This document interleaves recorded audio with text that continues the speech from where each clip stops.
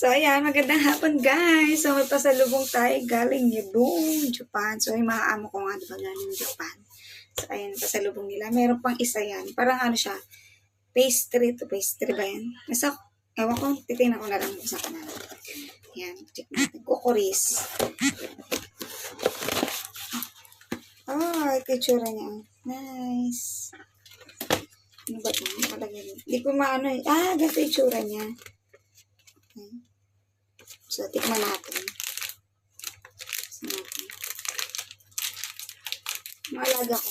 Simula na dumating sila, karating pa lang nila doon. Sabi nga, bibilan daw niya ang pasalubong. Kasi sabi ko, ang bango. Bango. Bango, masarap.